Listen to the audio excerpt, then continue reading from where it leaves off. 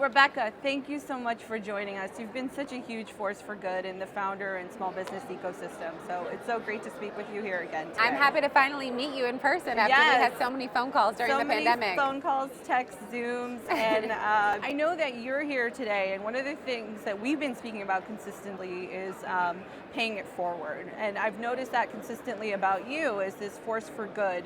You've really been a master at building your brand to make a huge impact, and that's part of why you're here today. Can you talk to us a little bit about that? Yeah, I think for me, giving back was built into the first ever product I sold. It was an I Love New York shirt that I had cut up and bedazzled. I shipped it to this celebrity before 9/11, but she wore it after 9/11 on a TV show, said my name on national television, and I think people wanted a symbol of what it would mean to rebuild. And so immediately I took all the proceeds and gave back, and that's all I did for 9 months was I'd bike down to Canal Street, pick up a batch, cut them up, and ship them out. And I think that every time we could build in philanthropy to what we did, it felt great, and you knew you were making impact. And then I decided I needed to focus, right? I couldn't just be doling out to different things, and I said, what is most needed? And it's women. Women need support, especially right now in their businesses. It's why I launched the Female Founder Collective, to really ensure that we have our own community of founders and we can support each other through tips, tricks, resources, access to capital, education. Right. What do you do when you have the capital? How do you get it? And so I think that's been my passion for a long time, but really focus the last 4 years on. Right, so you focused on that, and you also sold the business to Sunshine Brands earlier this year.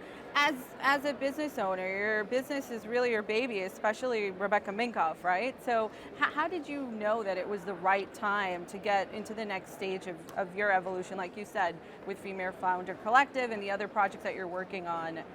Yeah, so throughout the pandemic, we had our challenges. March of 2020, we watched the business shrink by 70%. We sort of regrouped, retrenched, and really came out of 2020 feeling incredibly great. We grew by 10%, and then we got hit with incredible supply chain issues at the end of 2021. And we thought we can no longer, as a small business, fight this fight ourselves. We need the muscle and might and expertise of a larger company with global sourcing, global supply, and experience. And it just felt like it was the right time to partner with Sunrise and really be able to leverage what they're incredible at and really get that muscle that we needed in order to get through what's been happening to so many businesses. And you're still the Chief Creative Officer, right? So you're involved in the day-to-day. But moving forward, you also launched an NFT capsule collection. So you're really a true trailblazer and pioneer in the space. Tell us a little bit about that and your foray into the metaverse. So that's nothing new for us. My brother, my co-founder, really was the one to sort of always have technology be coinciding along fashion. And how do we use technology to make life easier within our industry? So we were the first to do our store of the future, as it was called, or wearables, one-click shopping. And I think that I learned a lot from him as a student, and so when I saw that NFTs were becoming something that people were excited about and investing in, we did our first NFT collection last September. It sold out in 9 minutes, which blew my mind. I read that. And I think that, we have our physical things that we need to be dressed for, but people also want to wear these items, for their avatars, for the games they're playing. They want to buy and sell and collect in a different way. And so just like a banana on the wall can sell for millions of dollars, right? Your digital clothing and your digital identity is important to some people, and so we see, having both. You're going to have your Rebecca Minkoff that you take everywhere, and you're going to have your Rebecca Minkoff that you're going to play your video game with. Can I get these shoes in the metaverse? Not yet, but we're working on it. We're working on it, okay. And then on that point, I'm sure, going back to Female Founder Collective for a second, you alluded to this earlier. I mean, capital funding for female founders is still abysmal, hovering around 2%. What advice do you have for business owners and founders that are looking for capital in this environment? It seems like we get out of the pandemic and now we're staring at the possibility of a recession. Yeah. How do business owners navigate that right now? Yeah, so my co-founder Allison Wyatt and I talk about this every week at 2 o'clock on a Friday. Okay. And there's a couple things. Not every business should get funding, right? I think we've seen too many examples where you saw enough women on the cover of magazines that there was this race of the only way I can grow is if I get a VC. There is nothing wrong with growing slow and steady. It's how Main Street USA was built. And there is nothing wrong with having a profitable business that does not need to go deeply into debt and losing lots of your company to investors. There's other forms of capital. There's crowdfunding, there's really partnering with people like the Goldman Sachs to be a part of 10,000 small businesses or be a part of the Female Founder Collective, where we educate you on how do you get capital and who should get it. Not everyone Right. should. And I think the more that women get fluent in finance, the easier it's going to be.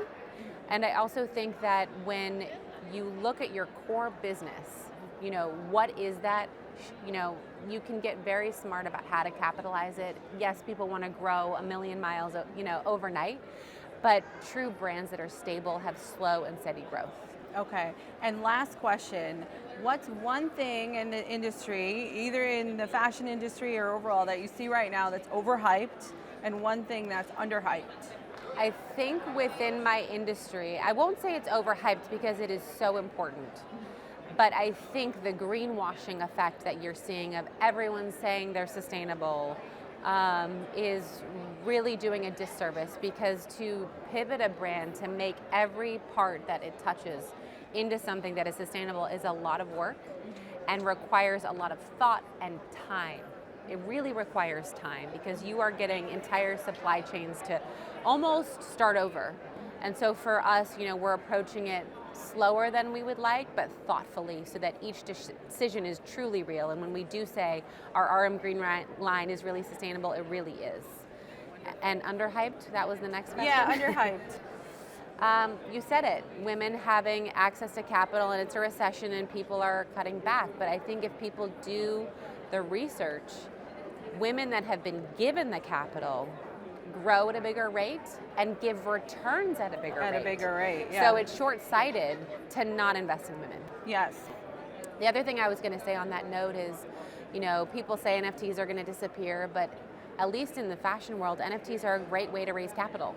You build in a lot of value and utility to that piece of art that you're selling.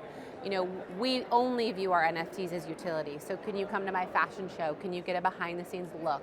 Access to the collection early? What can you build that no money can buy as a way to fund your collection or your idea that gives back not only in an NFT, but a great experience? And another way to build loyalty too as well, right? Loyalty and community.